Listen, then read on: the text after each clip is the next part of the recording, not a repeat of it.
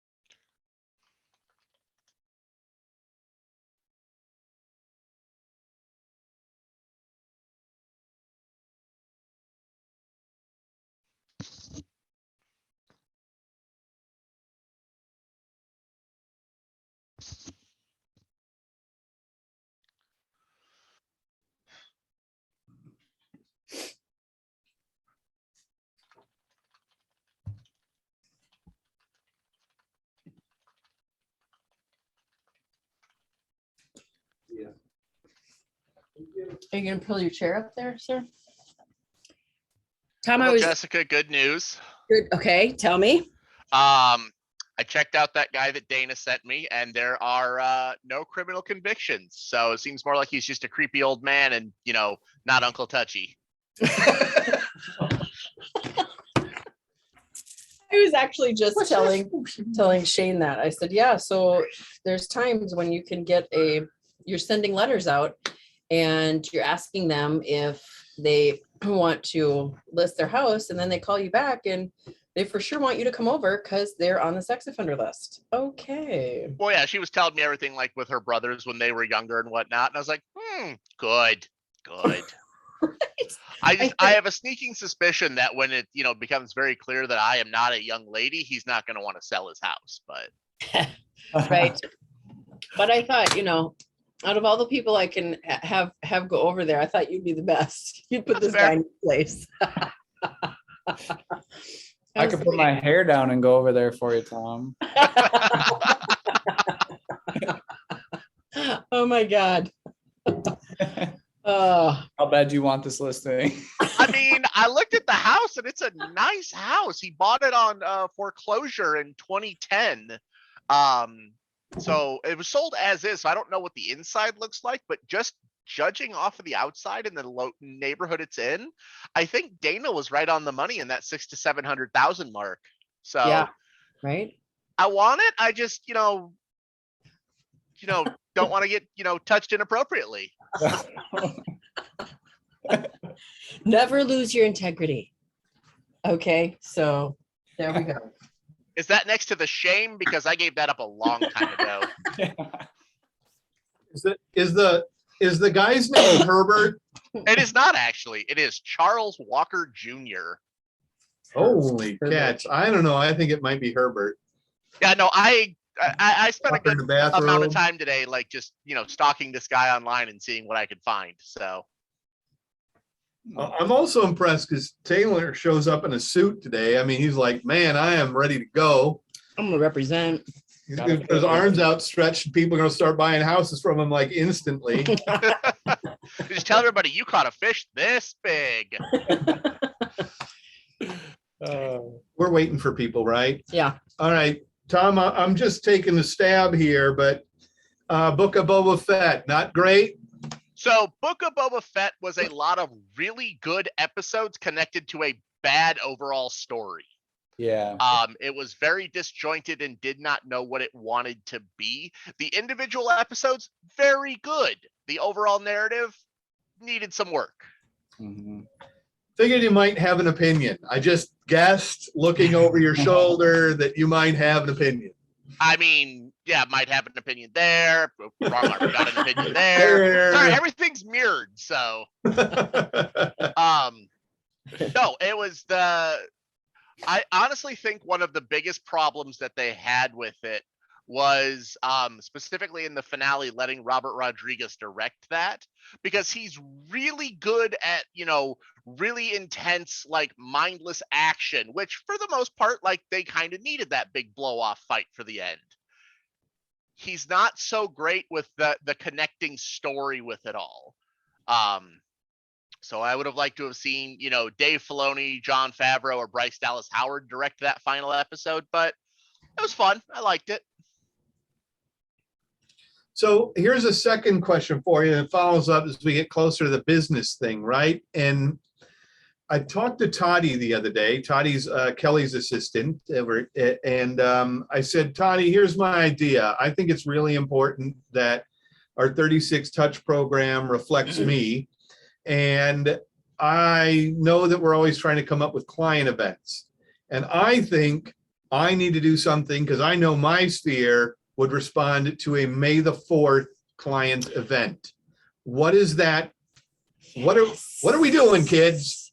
What are we doing? Yes. And I'm just, seriously though, that's my sphere. That's something that says me. It says something to my sphere. It says, how do I make this work? And I don't know what that is. I just have yet to come up with something that isn't, I'm just going to invite a bunch of nerds to the market center and we're going to watch something on the screen. And maybe that is what it is. I mean, it's not the worst idea. I'd maybe see if we've got some comfier chairs hidden around the office, but go to some of the theater chains and see if you can't like rent out one of them for a screening of something, or I don't know if any of the ones here do that. I have heard of that being a thing where people will rent out a theater to, watch a movie on or something. I'm not, because I'll I write it don't down. think they're going to be forgotten. Oh. Maybe I'm not the biggest Star Wars guy, but all of a sudden I'm thinking, how am I bringing Doctor Strange on the premiere? How are we going to do that? Because that's my speed right there. And that already makes a lot of sense to me. And then if you're like our regular PC agent and obviously you got a bankroll, this could cost a couple bucks, but you're picking up the tab, right? Right, you're picking up, that's my point. So it's going to cost some money. It's going to cost a little bit of money. Exactly. We send the bill to you and it's all taken care of. It's all good. It's all squared up. But then, as even I'm thinking about that, what if we just do, a client event for my sphere could easily be board game night at Keller Williams in the training room. For sure. And, break out some board game that, we can have a bunch of people play and just do that too. I think sometimes we overthink scope, scale, and price when it doesn't have to be that. You know what I mean? We're just going to do board game night, quarterly, have a bunch of people over, maybe throw a Dungeons and Dragons party or something. What? And provide some chips and snacks. And oh shit, that reminds me, I need to finish that dungeon. Thank you. There you go. I've been busy today. But my game is tomorrow, so I should probably finish that. It is so beyond my brain. I don't even understand what all this means, the Dungeons and Dragons things. And Jason has tried to explain it to me. And still, I need something. Like I need like a board with a game, right? Not just your mind. I don't know how you guys do that. So my group, right now we play online. So we have virtual maps, virtual tokens that do all that stuff for us. When we play in person, we have a custom table that my DM ordered from Wormwood Tables that has a TV set in the middle of it that we project maps on. We have 3D printed and handcrafted terrain. We have miniatures. We have miniature monster models. Oh my God. Well, so then I could totally play with you. We have come a long way since the days of here's your pen and paper and your imagination. Here's your notebook. Yep. No, we. Oh, we I have- still have the notebook. Yeah. Someone's got to take notes. Oh my God. Okay, well, so let's wrap this up with a bow. Here's my idea. As PC, we all could think up something and do our own event and invite all our people to it. And we can use the market center. And you know how they're like, oh, the market center puts on this event. Like, yeah, like we put on the Santa event. Like they buy they pay for Santa, right? Like, so we have the space, you know, I don't like, I mean, it's like if we wanted to do food, we all just chip in and do some food or whatever, right? So it just has to be the group effort of everybody's like, yes, I'm reaching out to every single person I know, even if they don't come, I'm still going to reach out so that I'm top of mind, right? The whole purpose. And then if we have a whole bunch of people, even if only 20 people show up, it doesn't matter, right? Jason, to your point earlier, June 4th is International Tabletop Day. June 4th. That's a Saturday. What does that mean? What, International It's Tabletop Day? National Board Game Day. Oh, the 11th is Oh. National Board Game Day. But if you wanted to do like, you know, the D&D thing for his sphere, that's the day to do it because it's International Tabletop Gaming Day. National Board Game Day is the 11th of April, so that might be a little bit of a quick turnaround, but You know, that just the idea, being out there, putting it out there, figuring out how to do it. Yeah. And I think, like I said, I think sometimes we stumble with making the plan too grand. And the other thing I love to do is I love to incorporate, you know, people I know or people I respect. And you know, I'm sitting here and I'm thinking to myself, all right, what other sorts of events can we do if I was going to have something? I mean, wouldn't it be cool for Trunk or Treat if there was a band? Yeah. Do you know anybody who plays in a band? I know one guy and I'm looking I mean, right at him. maybe, I mean, right. I mean, you can start exploring those ideas, right? I mean, because in the end, to me, even if Taylor says, you know, that's not our Hard gig, pass. right? That's a hard pass. That's not our gig. He probably knows other people who he could get in touch with who, you know, might be a little Right. more suited to what we're trying to do, or maybe he wants to try that. I mean, or maybe he wants to participate, but he finds some other bandmates and it's a different band. You know, I mean, Johnny Karate could show up. I'm perfectly fine with that. Johnny Karate. Johnny Karate, you don't know who Johnny Karate is? No. Jesus. Parks and Rec, Oh best my show God. ever. Now he's leaving. I He's might barefoot, leave too. barefoot, so I know he's coming back. Okay, no, I don't watch Parks and Rec. Somebody told me it was super good, and then like it just takes a long time to get into. And I'm like, oh. I can't stand Aziz Ansari, so I chose not to watch it for that reason.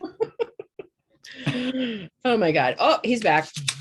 Just Okay, had to show well- my disgust. Well, let's for sure. I mean, what do you guys think? Do you think that's a good idea?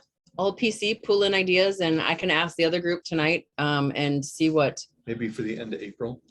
Yeah. This is a target time. Yeah. Because So March is pretty full for all of us already. right. Amber Seaver and potlucks and Right. And the other thing too is that the market center usually does an Easter bunny thing. And I think this year we're changing it. So we're not going to do something in April. no Easter Bunny. No. I don't know what it was. John and Olivia sent something. And did you get that email? I don't know. An idea about some other client event. But anyway. So if you guys can think of, just do some brainstorming and let's do another. Grace, can you help out? Can you do like a Facebook post, another one, and say what good not until after I do today's, right? But Mhm. what ideas do you guys have for a PC client event at the office? Something like that. And then, yeah, I can't forget to bring that up. Well, it's the housekeeping thing. I can bring it up right now. What do you guys vote for? I know you voted, some of you voted, or maybe all of you did, for a time for March 31st. There was like 4 people that voted. I know, not many. Don't give these people credit. Nobody looked at my post. I looked Where at was your it post, posted? I just didn't see a vote. notification or There anything. was like, I think there was like 6 people that voted. I know we didn't tag them, and there's not an easy Yeah. way to tag everybody, which is I should have tagged just like everybody in the group. That way they got notified. right. So if you Can you guys, edit and go back? I can. Let me. I tried to edit it and it told me You're not great. to back off because I'm not great. I told you to get lost. Lose it, I lady. can look at it. If you Um, want to wait like a couple days, I can see if I can edit it and then see if what everybody else once they actually vote and weigh in. Yeah. That might be a little bit better. Wicked. Up to you. After this, why don't you tag everybody? So then you're not distracted. Because we're about to say something really important. We don't know what it is, but it's going to be really I know important. what it is. Oh, Okay. So, okay, Shantia, we were just talking about doing client events for PC agents. So like the whole group of PC agents doing something at the office. He wanted it to be May the 4th for Star Wars. And then we talked about game night, like National Game Night, like when that is, International Tabletop Day. So yeah, I'm just giving you a really, ideas. really brief overview there. Ideas. Right, ideas. Is there like a thing where we can mark, like a marking day? Is that a day? Yes. Watering Jessica's plants. Every time I think of Cynthia and her dog, and then him marking. Really big win for me that day. Now I can't live it down. It's more Jason that can't live anything down because Yeah, at least you're not running around your house marking like he is, you know. I mean, that's a problem. Kelly's not impressed. Kelly is not impressed. Okay. So I'm just going to go over housekeeping, quick things. So today we had our 10 a.m. Remind 101 via Zoom. And I know some of you were on that. It was pretty good. She has a super heavy accent, which took me a while to get used to, but from the South. And at the very end, I asked her about, and not many people were still on, but I asked her about golden letters. And the thing that I had been experiencing was that every time I pulled stuff up, it would have active listings. And so she said, you just have to go hit off market. And I was like, oh, okay, that's super simple, but duh. But, and I guess, Well, it's only simple now because you know it. Clearly it wasn't Right. simple enough to just jump right out. right. And she kind of, I won't say pushed it, but she suggested that you could use this as your search for your clients. And I'm like, oh my God, I'm not doing that. And it's because she works for Remind, right? Like, but anyway, so that was good. And then did you guys find any good tips on there that you want to share? I only made it for the last 15 minutes. I was on the phone. I was literally picking up the phone to call Dana when you sent me the message about Oh. it. How about you guys? I started messing with it the other day, and I had a client that was put an offer in on like a condo and didn't get it. And they really wanted a condo in that specific area. So I just went on Remind and pulled up like every like address for all those condos and found like every email that I could and emailed all those people asking if they were looking to sell or if they would, because I had a buyer. And I got 3 people already in like 30 minutes worth of like emails. And Oh my God, that's amazing. it was cheaper, easier, and more efficient than the golden letters for me. So Well, and I sent think out 450 golden letters and got 1 call. And then I spent 30 minutes doing that on Remind and got 3 responses. that, when we talk about golden letters, I mean, that is the broadest possible thing. And by doing it with Remind and in the way that you did it, two things happen. Your answer to every phone call is, well, yeah, I do have a buyer. I don't know if he's going to buy your crap because I haven't seen it yet. That's what I But- say. Be But sure I to do have a insult them. They buyer. love that. Yeah.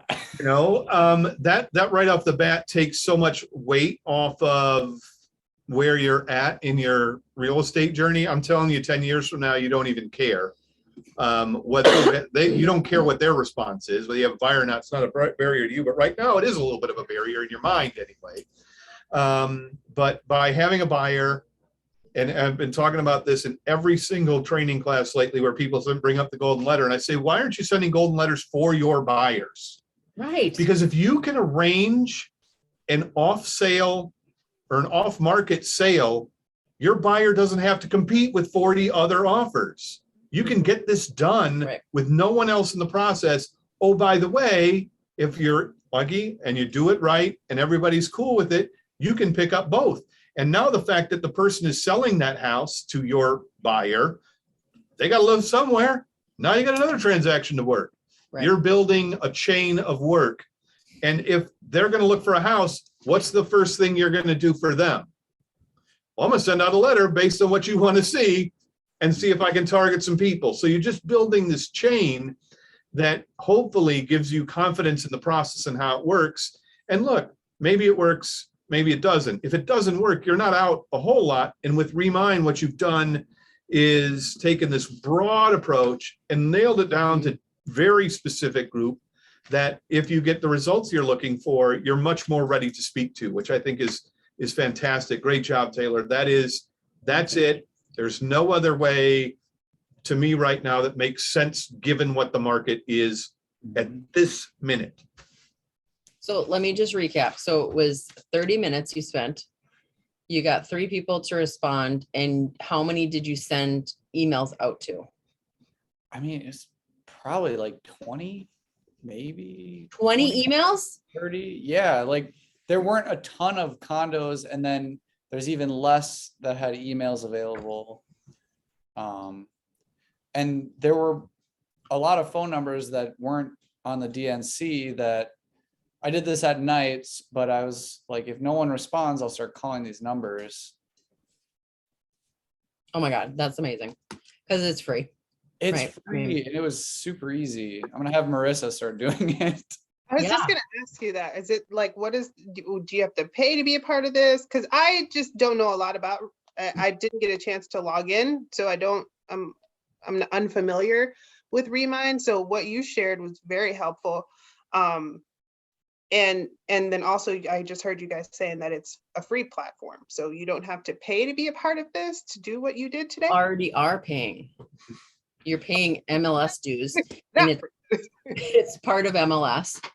Okay. If you go into MLS, you'll find Remind in there. And yeah, go ahead. It's one of the tools in the MLS dashboard. So if you're in MLS, it's one of the tools that's in there.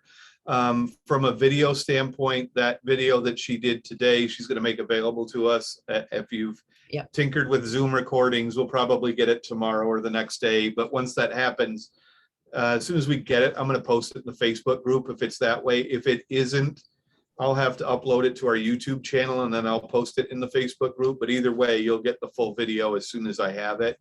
But what it does is it instead of using this super wide brush Yeah. to paint, I mean, you've got a scalpel that really goes after, and it's really designed to target what you want specifically, and it's a lot more effective because you can rule out somebody who bought their property in the last 6 months. I mean, you just Right. toss those people right out because they're probably not going to sell. And why would I want to do that effort? And just, what a great tool. Yep. Yeah. Okay.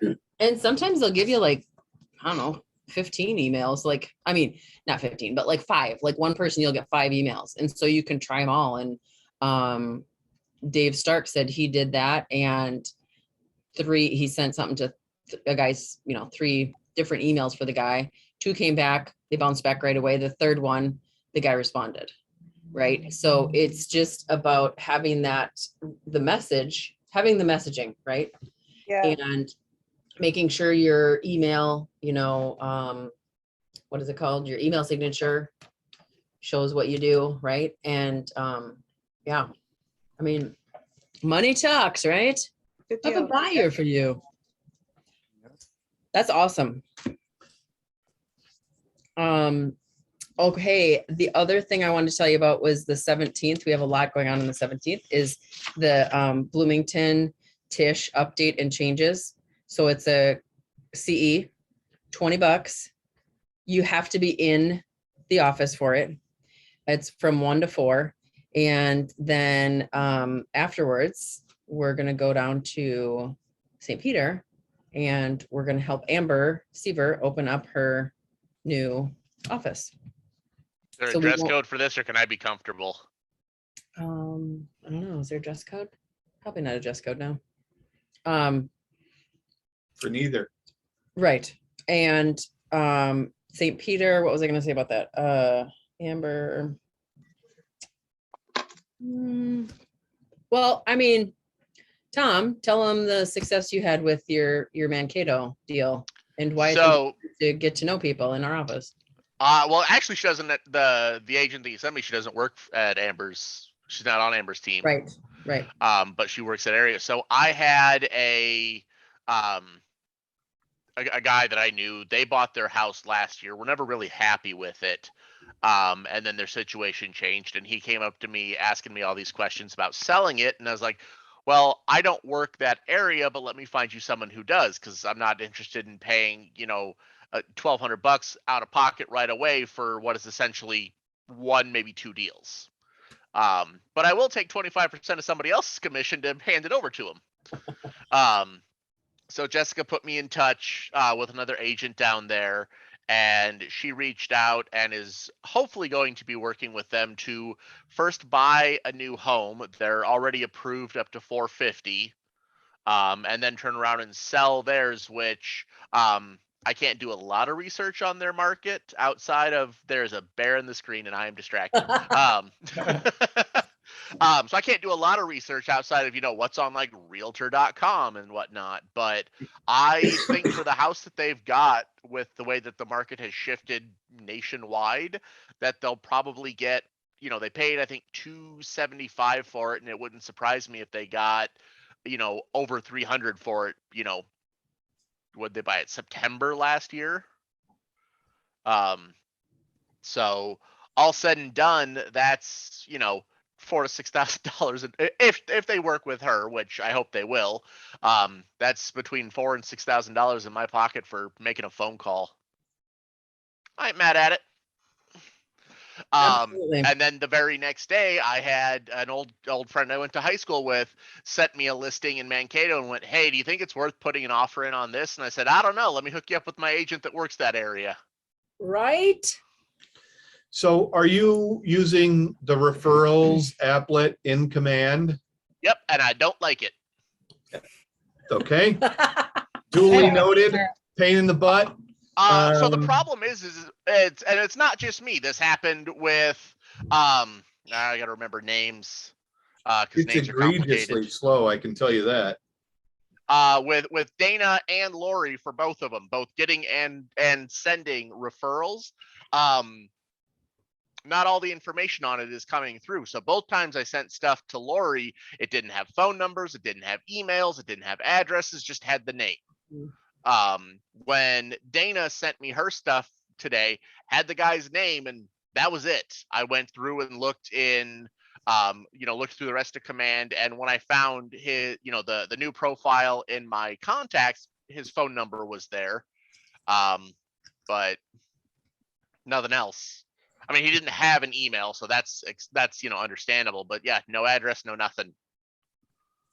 All right, the value that I see in it, other than the fact that tracks it and just makes sure that you kind of get the touch, back and forth, is as you're meeting agents at other places that are definitely outside your market, like if we go on and talk to Amber, for example, making sure that they're in there so that later on, you don't have to ask around the office. Not that asking around the office is a bad idea, but if you put them in there, you're on them, they're on you, and you have an agent link with people.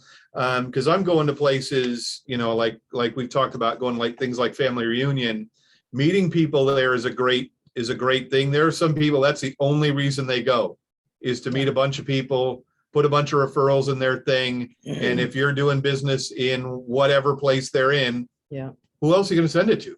Oh yeah, no, like I've got, But you know, no, the system sucks. I mean, it's really good. Sorry, I'm the MCTT.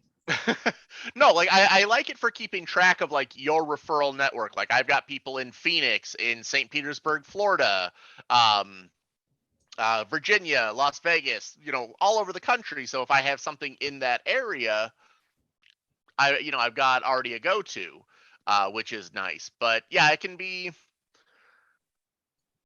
it looks simple enough, but then when you actually use it, you're like, why is this not working as intended? So the other thing too is that you want to access it. You don't want to access it through your phone. You want to do it through your email. Oh no, I'm on my computer for it. Yeah, and it is glitchy. I refuse to use command on the phone because as much as I hate it on the computer, I cannot fucking stand it on mobile. Tell us how you really feel, Tom. You might want to close the door then. There will be yelling. Holding back. Well, the thing is, when we first started, I want to say like a year ago, we started doing, Keller Williams International gave us basically credits in Facebook to create ads for the PC agents. And so we did that. And the only way to get everything out to the agents in a systematic fashion was to use referrals. And so Irene would get a lead into, Pro Coach, and then, or into I think it was my personal command account. She'd refer it out, and then agents would grab it. They'd say, they would get an hour to grab it. And if they got it, then they did. If not, it went to the next person. And we sent out,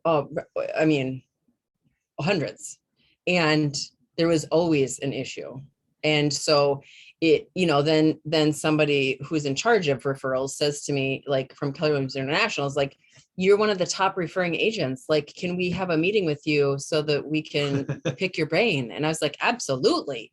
Right. And that was supposed to happen in March. We were supposed to do a video, and I still haven't heard back from her. So, but they know that there's issues, and really what it takes is somebody like us going through all that and having those experiences and being like, okay, so every time this happens, or sometimes they don't get this, right? So the thing that is super nice about it is when you send it out, it does notify that market center. So then Matt will have no problem knowing that you are getting a referral on that. And all of a sudden the money just shows up in your bank account the day that it closes, or the next day, right?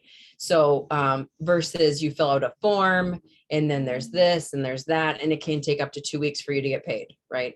So it is ideal to have it get run through that. So don't get me wrong. I understand the purpose of it, and I like the purpose of it. Yeah, I don't like the execution of it. Right. Yeah. Make it work. I agree. Okay. And then next week we have boot camp. Irene's going to invite all PC agents to boot camp. So, like we always say, it's, if you've got a transaction in the works, it's good to go to those, and you can ask her questions. So it's the Tuesday and Saturday. So Tuesday is going to be buyers, Saturday is sellers. And then the 30th, I don't know if I mentioned this last time, we have our, it's at 10:30. It's a Wednesday. We have our award ceremony. And sometimes people are like, oh, well, should I even go? And I'm like, yes, there's free food and there's free mimosas. So of course go, right? And you get to meet all the agents in the office, like John Rowan from the Red Wing office, and his whole team is there. So then if you know people in Red Wing, you can connect and you have a better referral network, right? So don't be shy and think like, well, maybe I shouldn't go. You should. So any questions on any of the housekeeping items? Jeebus. I know. Why are there so many? There wasn't. It's 4:30. I know, we were talking about Star Wars. So, okay, homework. The homework for this week was two things. One was the, tell me what it's called, Jason. Real estate math? Real estate math. And then the other homework was two buyer practice consultations. Right? So you guys get to pick, what would you like to talk about first? The practice buyer consultations or KW prep?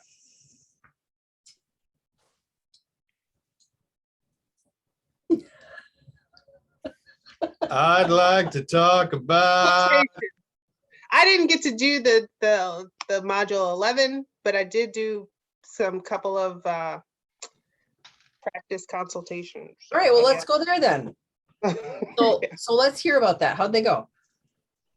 It went good. So, first it was like, where do I go? So I started off with the consultation that we have in command that we put together. And so it kind of started with that, but it was like, it was too, not scripted because it wasn't anything scripted, but it was like, don't go off of that. Like try to highlight areas and then just speak from the heart. So that was like the second time around. Where's my notepad? Oh, here it goes. So the second time around I did it, I kind of like categorized, like initially you're going to introduce yourself, right? You're going to introduce yourself and what you have to offer and why they, should work with you. And then about the KW team. And then you're going to go into like how they want to be contacted. How do you reach out to them? How do you work with them? And then that kind of segued into what are you looking for? Like, I'm going to help you, what are we looking for now? Let's go through, let's hit all those points.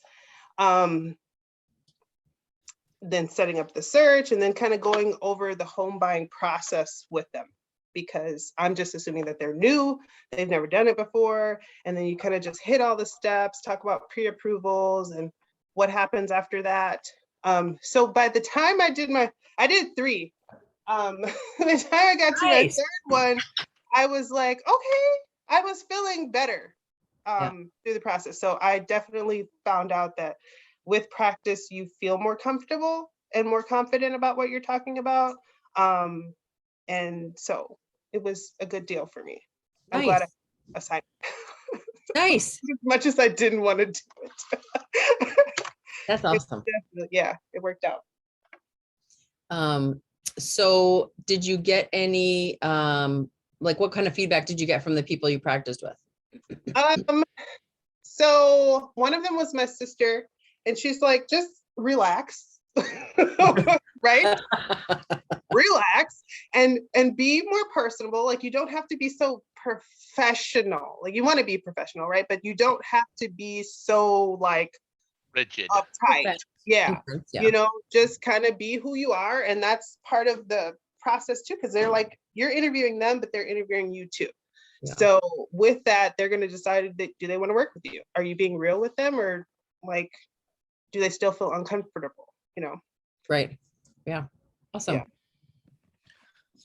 And the funny thing is, whenever you talk about role plays, everybody goes, oh, it's fake, it's not real, it's super simple. And sure enough, you are just as rigid as you would be in real life. It might be fake, but it's really real all at the same time. Mm-hmm. And that's why it's so important. I mean, if you've done pro sports, if you've done acting on a stage, if you've done singing or played in a band, you don't just show up and start. Right. That's just not how things work. Right. If you want to be successful at it. And already the other, you're seeing that you have a different way of presenting. Have you gone back to that packet you had in command and thrown pages out? No. Because you can. Not digitally, because I have it printed, but I definitely pulled some out. Like, we just summarize that, like put that on. And I kind of make a joke about that, but on the other side, realistically, you want to get that thing down. And the goal of doing this that many times too is that your aids, the things that you print out, are what you're bringing. And so you just, Yeah. you know what I mean? I can just print it out. These are the 12 things I'm going to talk about. And I get my packet down to what I want it to be. And I'm out. That's all I need. And it just prints that. And you don't need to worry about anything else. Or, you know, as you're talking through it, maybe I don't hit this, but I have found that I want to insert something completely different in here. And that's a real gift that you can do with the command things, pulling pages out, inserting things, make it you. Right. and Depending the on other who I'm thing- presenting to, I like to change the pictures out for memes and see if anybody notices. That's a great, as you know what? No, I am with you because You I'm do absolutely too. talking about the same thing. I mean, where if you guys have been there or caught the team meetings, I'm popping little things in there all the time. my Or your God. third grade picture suddenly shows up or things like, I mean, that's me. And I want them to get a sense of who I am. To your point, Shantia, how am I bringing myself in here? I don't have to be so uptight. And if I'm acting like somebody I'm not, Yep. we're not going to get along anyway. So what's the big deal? So Right. if I'm going to put some stuff in there I think is funny, I'm going with it, brother. I am absolutely going with it and I don't care. Right. Shameless. Shameless. That's awesome. All right. Anybody else want to share how your practices went? My boyfriend told me kind of like what was just talked about. I needed to relax. Yeah. Because I was so like and I was bouncing around everywhere because I was nervous, obviously. And I feel like I did that when I did my actual buyer consultation. And then I realized all the things I needed to change. So in the beginning, actually, like 6 months ago, I went on command and I did my buyer packet with the one that they gave us. And I realized how much I absolutely hated it. I was like, I hate it. I hated the editing. It took forever. So I completely did a brand new one in Canva and kind of went through it and like recreated. And I spent so much time on like trying to make it perfect. And I realized it doesn't have to be perfect. It just has to be simplified and like easy. And so I ended up taking a bunch of pages out after I did my buyer consult with my boyfriend, because it was like, I felt like I was flipping through the pages and I was like all over the place and I like wasn't organized. I had no like rhyme or reason to it, which I felt like I needed to get like an order and everything. And so I realized even more like, yeah, I need to fix this. I think the problem with perfection in something like this is we want it to be perfect for us, but most people coming to buy a house don't know the first thing about it. So all that time wasted on perfection is just completely lost on them. Oh my God, you're speaking my life, Tom. I had clients last spring that I had to fire them as clients and tell them that they weren't ready to buy a house because they went in and they didn't understand. After repeatedly explaining to them, they didn't understand things like appraisals. They didn't understand why they had to get an inspection. They didn't understand, well, the price says this. Well, why aren't we winning houses? Because people are offering more money because that's what the market's doing. You can't compete at the price that you want. So they got mad at me for that. And finally I told them, I said, look, you guys aren't ready for this. Go to a home buyers class. I said, that's your first step. I said, if you look around, you can find ones that'll even offer you, grants or something like that in certain counties to go buy a house there for competing it. Finish that. Let's talk next spring. Right. Yeah. Because You're not calling them, are you? You're not calling them this spring, are you, though? I reached out to them. Did you? Good for you. I'd have been like, the hell are y'all people? I can't deal with that. Oh no, they like we made that whole thing about you guys aren't ready. I hung up the phone and went, fuck them. But I'll work with them still. Their money's as green as everybody else's. I suppose that's true. See, I'd have marked them. Who would have marked them? Oh, they are. They're marked as difficult clients. They've been marked.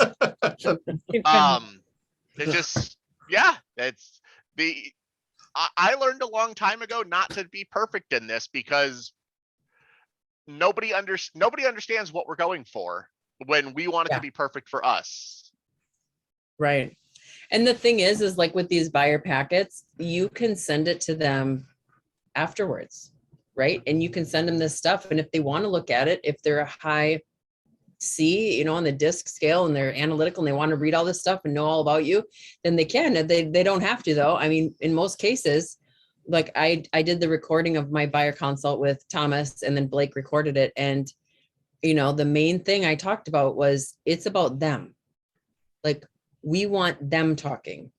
We don't want to be talking because if they're talking, you're getting information, right? And they're starting to feel comfortable with you. And really, then they'll be like, oh my God, it was so great talking with you. And it's like, all he said was hello, right? 2 ears, Right. 1 mouth. They listen twice as much as you talk. Right. So yeah, okay. So now this is the accountability time. Shantia did 3. I want to know your numbers because I'm keeping track. How many did you do, Grace? I just did 1. Okay. Tom? Just 1. Okay. Taylor? I'm at a solid 0. Okay. All right. So here's what I'm going to tell you is that we don't need to limit it to 2, right? You can do 5 in a week. The faster you get through the 10, the faster you're going to get business and the same with listings, right? The example is Jenny, who lives in Watertownville. I don't know, whatever. Watertownville. Watertownville. It's Watertown or Waterville. I can't Is remember. it Water City? Watertownville. It's down by, it's south, right? It's not by Water Place? whatever. Waterbed? No. Waterbed? Water Tower? Okay. The water area. Watertown. And she sits down, she's with her dad and her mom, and she presents it. And at the end, he leans in and he goes, all right, this is finishing the buyer consultation. He goes, all right. So what do you think about listing in May? And she's like, are you moving? And he said, yeah, we're thinking about it. And she's like, oh my God. So I'm going to do a listing appointment with him, right? Because she had no idea, right? And so then mom says, you know what? After you did this practice with us, I think you should practice with so-and-so, the family friend, because they're thinking of moving back to Minnesota. So let me get you her information. You can call her next. And so I said, Jenny, what if because she's like, I don't like getting on the phone and calling people. I feel weird, right? So I said, okay, what if you just called everybody and told everybody you needed their help with practicing a buyer consult or a listing presentation? Like if they live in if they rent, do a buyer consultation. If they own a house, do a listing presentation. And she's like, oh my God, that's what I'm going to do, because I feel good about making the call because I need help. They can help me. They want to help me.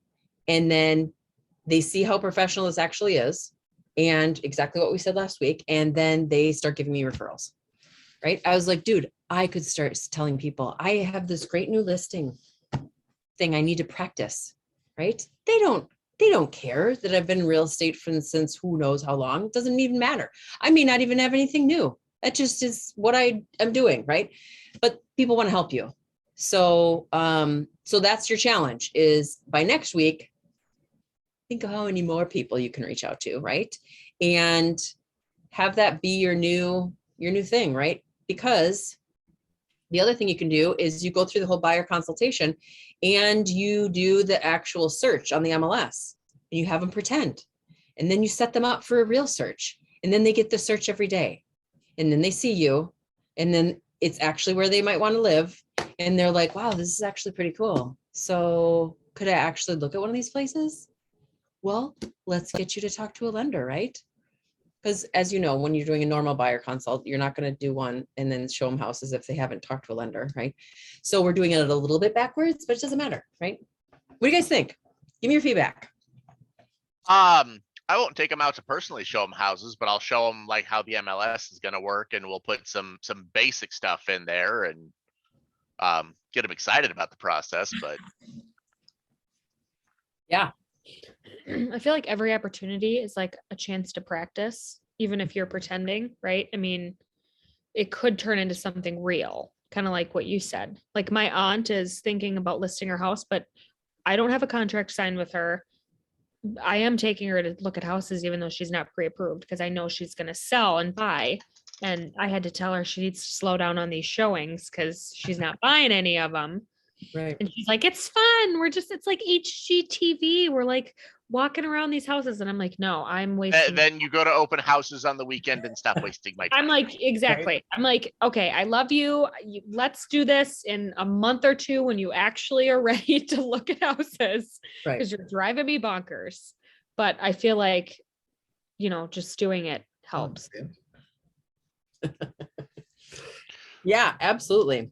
So Jessica, on the buyer side, then I have a question. I have a couple of questions for you. Mhm. So in the instance of, the referral that I got today, where it's essentially going in completely cold, but it was a referral from another agent, how would you start that conversation, or how would you recommend that conversation be started? Well, in that scenario, it's a little bit different, right? Do you want me to go exactly to your scenario? Sure, Or let's go just in exactly to general? my scenario, because it's weird as hell. Right. So, well, should we give them a little bit of a teaser as to what's going on here? Yeah. So, we're going to actually bring it up I'm going to bring it up in a team meeting, because the thing is when you send out a golden letter, you're sending it to everybody, right? Sometimes And people respond. sometimes people respond, and sometimes they are on the registered sex offender list, right? And you find out through a different way, and it turns out that okay, you good? Okay.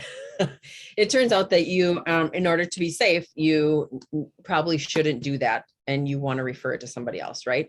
So that's what happened, and referred it to Tom. So now the question is, how does Tom talk to the potential seller, because the other person's not going to, right? And so what I told the other person yesterday, I said, you know what, why don't you just reach out and like if they reach out again, just say, you know what, I'm going to hook you up with this, somebody else in my office who specializes in blah, blah, blah. Right. Like whatever it is with that house, like, I don't know. It's a nicer neighborhood. Like, I don't know what specific I would pick out to say, but, I mean, the honest truth is like, it's for her safety. Right. So we're obviously not going to say that. Right. I would just say, I think it would be important for that agent to kind of do soft handoff, right? Let them know, have her let them know that this is what's going to happen. Then it's not weird for you, right? Okay, so get in touch with her, have her talk to him at least one more time, and and we'll maybe come up with some bullshit reason. And right, and maybe it could even be something as simple as if she texted him I don't want to say all these words, a three-way text, right? Uncle party line. He's getting a three-way text with three people in it. Okay. And, because I mean, there's no other way for us to know, if he's serious about this. Yeah. Right. And if he ghosts everybody on that, like, well, then, okay, he wasn't serious. Right. But yeah, that's what I do. And then once they connect them, then you reach out and just introduce yourself and say, tell me more about your scenario and blah, blah, blah. Right. Okay. Yeah. Like I said, I'm pretty sure once he finds out that I'm not a pretty girl, he's not going to want to sell, but we'll see. Right. We'll see. Hey, I have a question. Mhm. So if you're representing a registered sex offender as the buyer's agent, and you're putting in an offer on a home, do you have to let those sellers know that that person is a registered sex offender? Yeah, no. He just has, No. or he or she just has to go introduce themselves around the neighborhood when they move in. Well, what's the law on that? Is it by law that you have to get signatures or initials from neighbors to allow you to move in? Or do you just have to disclose, I have the right to live here? Yeah, they have a set of rules that they have to follow, and you don't have to be a part of that. I was gonna say, my understanding is the agent is we didn't have to get involved with that. Like if they chose to disclose that to us, okay, well, I might, change my mind on representing you depending on how things go, but. Right. Would that be considered like a material fact?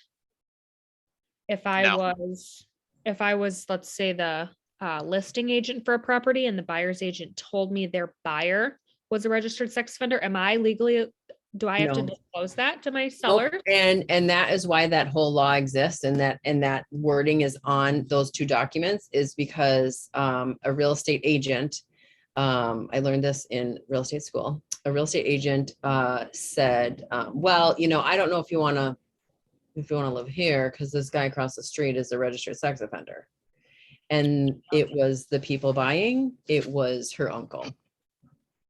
And so that shit hit the fan, right? And so it's really, it's not our business to say it. It's our business to say, if you are concerned, go look here. Yeah, And there's the thing in, I think it's actually on the on the offer. It was like, hey, BT Dubs, if you're concerned about sex offenders, here's the website and phone number. Go do your due diligence. And it's on agency as well. The very last thing on agency. And so I tell them it's on here and bolded because it is important. And if it's important to you, you have to do the due diligence. Like, I'm not doing that for you, and it's not my job to, right? Yeah. We need Well, to and just stay away from it. It's one of those things too, where, not excusing anything that hurts people or hurts children, but not everybody on there is a bad person. I have a friend who is unfortunately on the list because he got drunk one night, relieved himself in the middle of the night, and happened to be next to an elementary school and got railroaded when he got picked up. Yeah. 3 a.m. elementary school, no kids anywhere nearby, but because he exposed himself where there could potentially be minors, he is now on that registry for life. Yeah. Yeah. Right.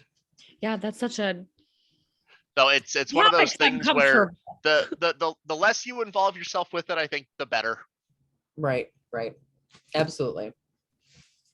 But to the other side of the coin, if you have a client who is you're not feeling right about it, the right thing to do is find somebody either to help out or pass it off. And I mean, there's nothing worth the cost of pushing that further. Right. Yep. All right. Send Well, them to me. Jessica's already offered to pay my bail. So well, gosh, we only have 5 minutes left for this real estate math part. Do you have anything you want to say about it? I know you do. I love talking, when we're talking math, that's my game. And if you're looking at the real estate math thing, there's two things that are super important about that. And I got this great presentation when I was at family reunion, and the crux of the presentation was this: if you think that real estate income is unpredictable, you don't know your numbers and you're not working your system. It is very predictable. It may not be what you want it to be, but it's very predictable based on what your inputs are and what you're inputting it into. So if you start out with a model and you know what that model is, over time, that's going to work itself out. The thing is, though, you've got to understand that, yes, it is going to go up and down, but over time, it is going to smooth itself out. If you know that the average person moves every 13 years, and you want to sell 10 houses this year, and you're not regularly working 130 contacts, the math isn't there. If you want to sell 20 houses, it's got to be 260 contacts that you are regularly working. The math isn't there otherwise. And no matter what that number is, you got to start at that point. And if I say you want to sell 20 houses and the average person moves every 13 years, that's 260 contacts. That's assuming that you are 100% bulletproof on those contacts. Mm-hmm. And I got to be honest with you, that's a really hard number to get to, right? So you've got to have more than 260 contacts that you're working on a regular basis if you want to sell 20 homes. That's just math, and that's real estate math. The less contacts you have, or the less amount of frequency that you work and touch them, the more variability you're going to introduce into the system. But the more contacts you have, the more frequently you touch them, the more frequently you're interacting with them, it's going to reduce the variability, because the more, that's how averages work. The more numbers you throw in there, the closer you get and closer you get to the average. That's just math. But early in your career, it is going to be jumpy because you have less contacts. So what do you need to do? Get more contacts, work them more vigorously. That's the only way to start smoothing out that process. Yeah. And like, as he was saying that, I started to think of like you guys. What is your business like if you don't come to any classes, if you don't come to group coaching, and if you don't come to your one-on-one? What is it like? Like, you're kind of like, well, I mean, like, I guess I kind of have this real estate thing going on, right? But I'm like, right. And so It's a hobby. right. And so it doesn't happen. So think of it as the same way. If you're not building your database, it's the exact same thing, right? Like, I'm not going to have any income from agents producing if I don't reach out to them and talk to them and provide value, right? You're not going to have any clients if you don't do the exact same thing, right? And at the end of the day, I mean, we may not like it, the black and white nature of that. Yeah. But then I can tell you, and Jessica, I was just showing her this the other day, I can go into Command MC. I can look up every agent that we have, and I can look up how many contacts they have in Command. I can't go through their individual contacts. That's none of my business. And I don't want it to be part of my business, but I can see exactly how many contacts they have. And I can promise you, while it's not a one-to-one correlation, the top 20% of agents in this building are definitely the top 30% of people who have contacts. And the only real difference is the ones who aren't, who are in the top 20% in sales, but not in the top 20%, are on teams. And so it doesn't show the same way. But the best agents in this office, the ones with the most results, the ones with the most sales, have the most contacts. And when I say that, it almost sounds dumb coming out of my mouth because it's that simple. You know what I mean? The guy with the most contacts has the most sales? No kidding, right? But what does that tell you got to do? I mean, it literally tells you what you have to do. How do I do this? I've got to make more contacts. That's the number one priority. Until you have enough contacts in your database to hit the target you want to hit, there is nothing else that is more important. Yep. That's it. And that's straight out MREA, boys, girls. So what would you guys say? We're going to add this as a homework thing. How many contacts can you add to Command between now and next week? I'm so bad at that. So I'm going to go with 2. Okay. I think I can get a solid 10. Okay. 5 to 10. Okay, I'm gonna go with 10. Same, 5 to 10. Let me ask you this. Does the contact have to be address, email, and phone? Or can it be one of those? That is the ideal scenario, that you have those, name, address, phone number, and home address. I'm sorry, email. So that you have those 3 things. If you don't, then make it a point to get them, right? Like, have that be the goal of the following week, right? I mean, if you meet 5 new people, right, and the only thing you have from them is their phone number, then the next task for the next week is get the rest, right? Because the thing is you can't do the full 36 touch at all if you don't have their home address, because you can't then send them this, and then if you don't have their email, you can't send them that, right? So yeah, the question was, do they have to have all 3 things to have it as a contact? And I said, if you have name and phone number, have it as a goal to get email and home address, right? Yes. And if you know how to use bulk actions, it's super simple to sort your categories, your columns, whether they have, you just sort the column primary email address. And if there's a blank, add bulk actions, add tag missing email, and then use a filter for missing email someday when you're bored. You know, oh, I'm gonna play some more Candy Crush here at the dentist. No, no, no, no, nope. I'm gonna call 3 people and get emails today. I'm Yeah. just gonna call them and get emails. And I'm gonna call and I'm gonna say, hey, this is Joe. I really want to invite you to this ridiculous Star Wars party that we're having at my office, but I have to send you an email to send you the info. Can you give it to me? Cool. Cool. And you're on your way. Right. Or if you have their phone number, you could call them and say, hey, will you practice a buyer consult with me? And then when you're at the buyer consult, guess what you get? Because it's on the form, you get their address and you get their email because you're setting them up on a search. What?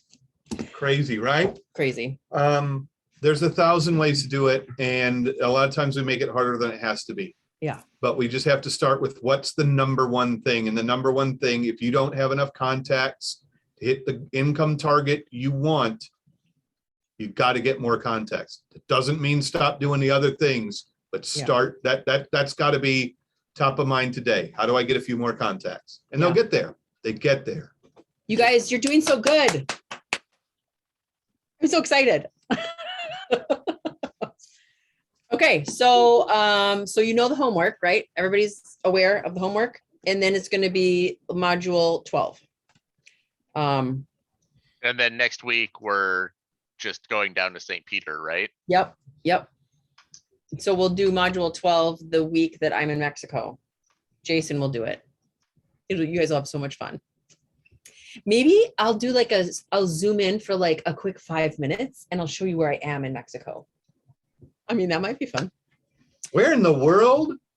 Oh, wait, Thursday, we're is going to be Justin? going to the pyramids. Oh, I might not have coverage. Sorry. You're going to come back to the Just office. We're going to here. meet you with like pitchforks and torches. We're done with her. Okay. Well, thank you guys for joining. I always love our Thursday afternoons, late afternoons. So let me know if you need anything. While I'm gone, Irene will be available. And so will Jason. Yep. So- And next week we are going to do, if you can have your laptops or whatever, we're going to try and dig into do some real like specifics. Like I just talked about that tagging and bulk actions. We'll talk about that. We'll talk about smart plans. You mean the week after? Whenever you're gone, Got it. when she's gone, Okay. we're going to do those things. Yeah. Lots of mechanics that day. Diggy. Oh my God. Okay. All right. Any other questions, guys? We lost 2. We lost the ladies. They're asleep. I do, but it's related to something I'm different. still So if here. you've got a minute after this.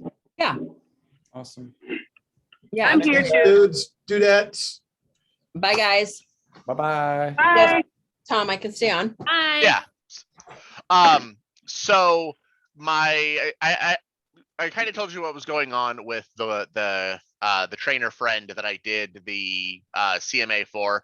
Loved the CMA, super excited for it. I am not treating this sale like I have it on lock because that's the quickest way to lose it. Okay.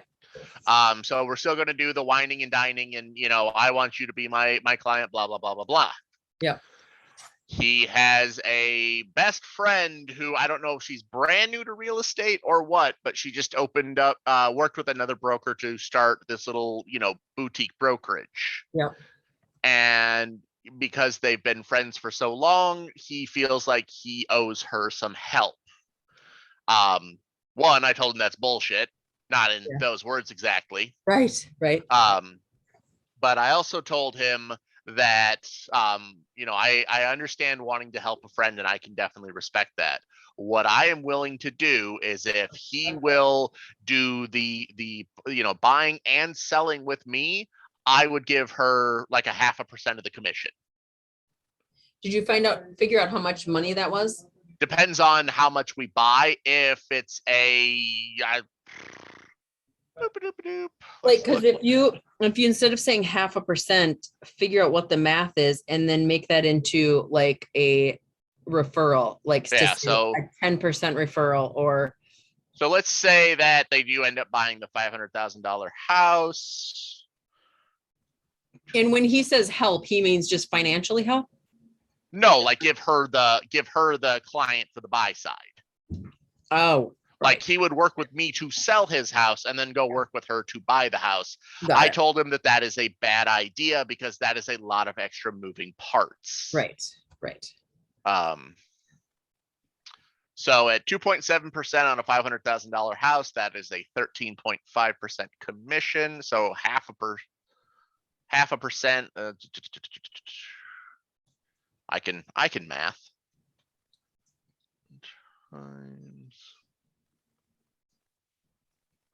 It's $2,500. Okay, I would give up 2,500 to make 10. right. Now look at 2,500 in relationship to that 13, whatever it was. Yeah. And So what's the percentage in that?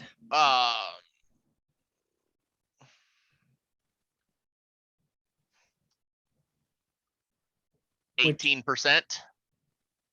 Okay, So Well- that's less than a standard referral fee. But it- Which, because but it's still between, you know, good. I mean, it's still good. It's literally $25 for or $2,500 for existing. right. And maybe if you just round it up to be 20%, like what is the math on that, right? Like to just make it easy and be like, you know what, I'll give you a 20% referral fee for that. A referral for that. 2,700. Yeah. I can do that. That's an extra $200. Right. And then it sounds like really good because a normal, and you can tell them a normal referral is 25%. And this is very close to that. And, or maybe you don't have to tell them, whatever. It's whatever you want to tell them. I'm telling my normal referral fee is 25%. I'm gonna give them my standard referral fee of 20. There we go. Yeah. I'll just tell her, I'll give her my standard referral fee of 20%. Absolutely. Done deal. Because if we go up to 25%, suddenly that jumps up almost another $1,000. Right. Right. No. I mean, if that's what it took to get him to, sign with me for the buy side too, again, that's $10,000 in exchange for 3,000. Right. I Right. still come out ahead. I just not as ahead as I'd like. Exactly. We'll have that conversation with them. Now that you did the math, then you can say, okay, this is what I'm comfortable giving to her because she is in existence, right? And What's the standard? the standard, right? Not comfortable. My standard referral fee. I will give her my standard referral fee of 20%. Okay.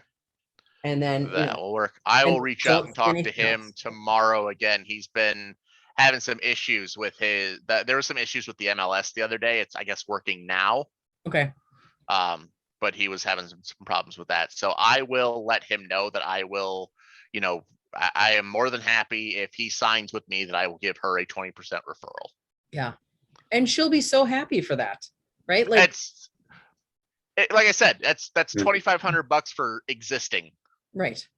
Exactly. I did more work on my referrals. She just happens to have known him longer. Right. So, Right. okie doke. I did Right, also sure. send Dana a text about the soft handoff, so we'll work on Okay. that and I'll keep you in the loop on that. Okay. Sounds good. Thanks, Tom. Yep. Thank you. All right. Yep. Bye-bye. Bye-bye.